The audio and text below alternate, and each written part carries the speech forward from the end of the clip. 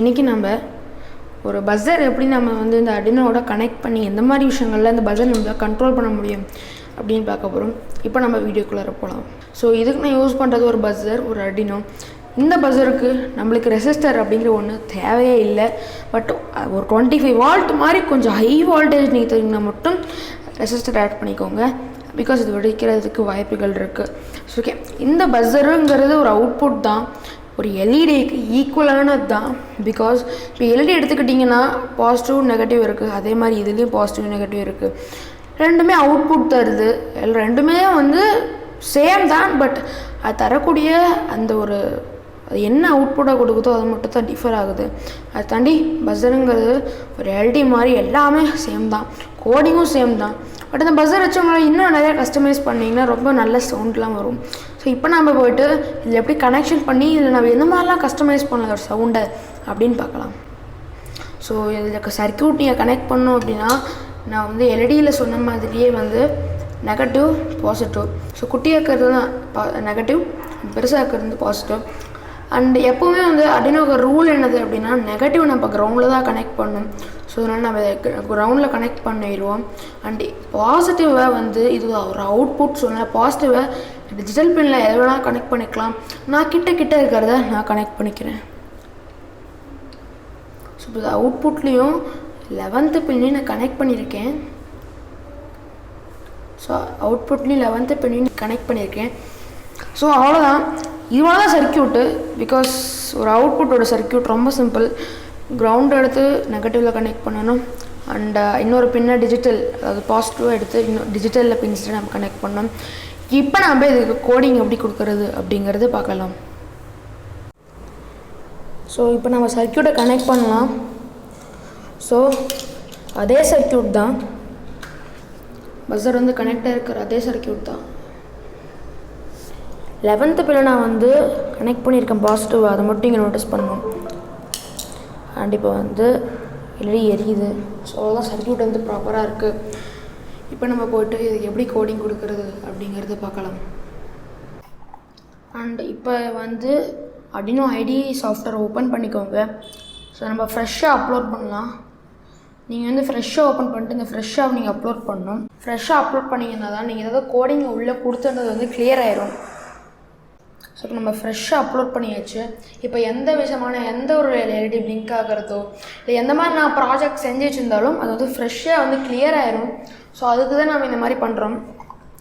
So நான் முன்னாடியே சொன்ன மாதிரி நீங்கள் வந்து பேசிக் பற்றின அர்டுயினோ பேசிக்ஸ் பற்றி ஒரு வீடியோ போட்டிருந்தோம். அதையும் எல்இடி பிளிங்க் பண்ணுற வீடியோ போய் பார்த்துட்டு வந்தீங்கன்னா கோடிங் உங்களுக்கு ரொம்ப நல்லாவே புரியும். ஸோ இப்போ வந்து வாய்டு செட்டப், இதில் தான் நம்மளுக்கு என்ன நடக்கணும், பின் செட்டப்பு, அதே மாதிரி இப்போ ஸ்டார்டிங் என்ன நடக்கணும், இது எல்லாத்தையும் இந்த வாய்டு செட்டப்பாக நம்ம கொடுக்குறோம். ஸோ இதில் போய்ட்டு முதல்ல வந்து பின்னை கொடுக்கணும். என்ன ப்ராஜெக்டாக இருந்தாலும் நீங்கள் வந்து அர்டுயினோ கோடிங்கில் பின் மோடை செலக்ட் பண்ணிவிட்டு பின்னை நீங்கள் செலக்ட் பண்ணணும். ஸோ அந்த வகையில் இந்த ஒரு அர்டுயினோவை நான் கனெக்ட் பண்ண பின் வந்து பார்த்திங்கன்னா நம்பர் 11. ஸோ நான் போய்ட்டு 11 நம்ம வந்து கொடுக்கணும்.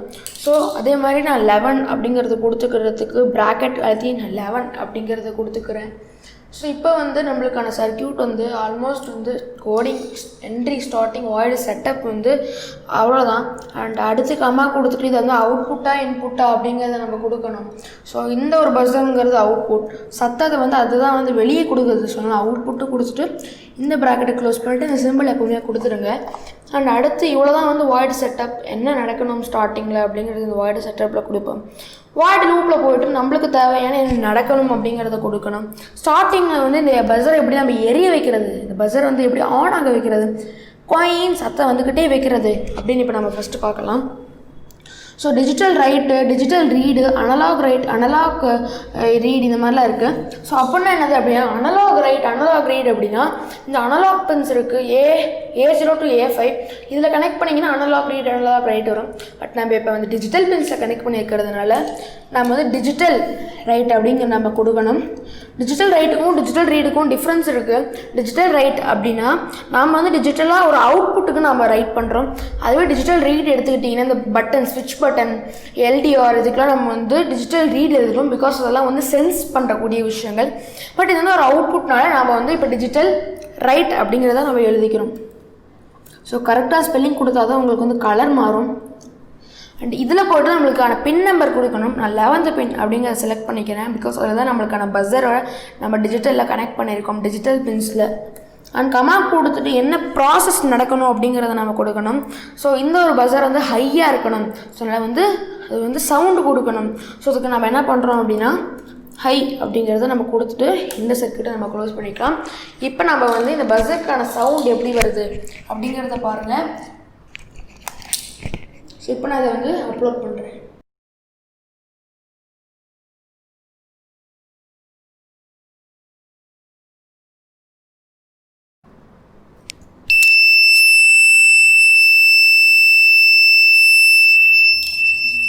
ஸோ இப்போ சத்தம் வந்துட்டுருக்கு.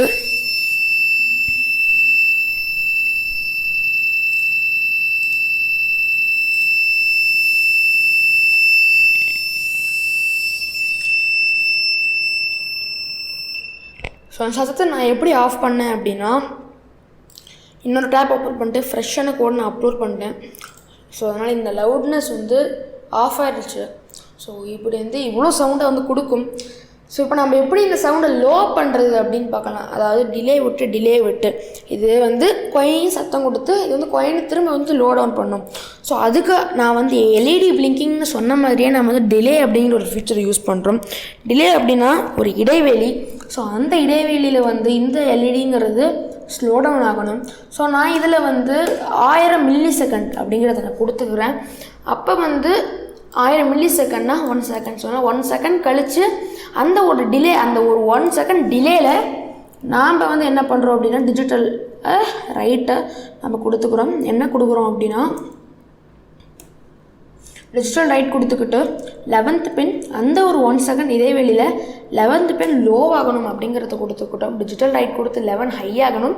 அடுத்து 1 செகண்ட் டிலேயில் அந்த டிலேயில் வந்து அதே 11th பின் லோ ஆகணும். ஸோ இப்படி கொடுத்தீங்க அப்படின்னா ஹைலியே தான் இருக்கும். அந்த ஒரு லோ ஆகிட்டு அது வந்து வராது. ஸோ நம்ம என்ன பண்ணுறோம் அப்படின்னா இன்னொரு டிலே விடுறோம். இந்த டிலேயில் நாம் வந்து இன்னும் 1000 மில்லி செகண்ட் விட்டு என்ன கொடுக்குறோம் அப்படின்னா ஹை ஆகிட்டு அந்த ஒரு இடைவெளியில் லோ ஆகணும். அடுத்து இன்னொரு இடைவெளி 1 செகண்டில் வந்து ஹை ஆகணும். ஸோ அதனால் வந்து 1 செகண்டுக்கு 1 செகண்ட் இந்த ஒரு பஸ்ஸர் வந்து சவுண்டு கொடுக்கும். இப்போ நம்ம இதை அப்லோட் பண்ணலாம்.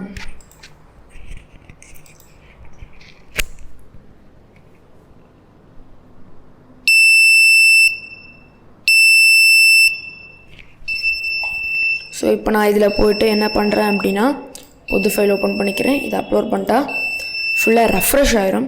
ஸோ அப்படியாச்சுன்னா சவுண்ட் எதுவும் கொடுக்காது. பிகாஸ் உங்களுக்கு சவுண்ட் இரிட்டேட்டிங்காக இருக்கும். ஸோ தான்.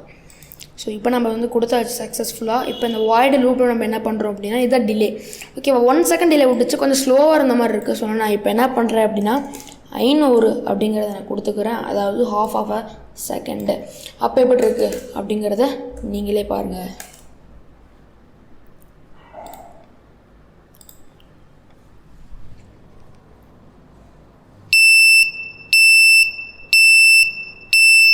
ஸோ இப்போ நம்ம இதை ரெஃப்ரெஷ் பண்ணோம் அப்படின்னா ஃபைலில் போய்ட்டு நியூ ஓப்பன் பண்ணிக்கோங்க.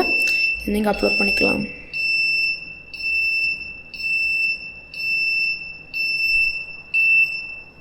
ஸோ ரெஃப்ரெஷ் ஆயிடுச்சு. அடுத்து நீங்கள் எந்த விதமான விஷயங்களையும் பண்ண தேவையில்லை, ரெஃப்ரெஷ் ஆயிடுச்சு. ஸோ இன்னும் நம்மளுக்கு வந்து இது ஸ்லோவாக இருந்துச்சு அப்படின்னு நினச்சிங்கன்னா நம்ம வந்து 10 மில்லி செகண்ட் கூட கொடுக்க முடியும். Even 1 milli second, 10 milli second அப்படின்னா 10/1000th ஆஃப் அ செகண்டு. ஓகேவா, நம்ம அப்லோட் பண்ணலாம்.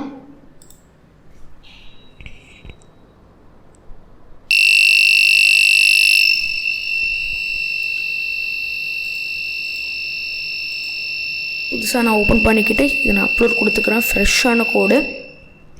ஸோ அவ்வளோதான். இப்போ வந்து இந்த சர்க்யூட் ரெஃப்ரெஷ் ஆயிடுச்சு. ஸோ இப்போ இதுதான் வந்து ஒரு சர்க்யூட்டு. நீங்கள் நிறைய பேர் சொல்லுவீங்க கோயின் தானே கத்திட்டுருந்துச்சு அப்படின்னு. பட் இதில் வந்து டிலே 10 செகண்ட்ங்கிறது 10 மில்லி செகண்ட். ஸோ ரொம்ப ஸ்லோவஸ்ட்டு டைமிங். ஸோ நம்ம என்ன பண்ணுறதுனா நீங்கள் வந்து ரொம்ப ஸ்லோ டிலே விடும். ஸோ அதனால் உங்களுக்கு வந்து அதை ஃபீல் பண்ண தெரியாது. ஓகே, இதுதான் வந்து ஒரு பஸ்ஸரை வச்சு செய்யக்கூடிய ஒரு பேசிக்கான ப்ராஜெக்ட்ஸ். அடுத்த வீடியோவில் நாங்கள் வந்து ஒரு எடி சீரீஸ் எப்படி மேக் பண்ணுறது, புஷ் பட்டன் மேக் பண்ணுறது, இந்த மாதிரி ஐடியா இருக்கும். உங்களுக்கான கருத்துக்களை கமெண்ட்டில் சென்ட் பண்ணுங்கள். ஸோ அவ்வளோதான். தேங்க்ஸ் ஃபார் வாட்சிங் த ஃபுல் வீடியோ.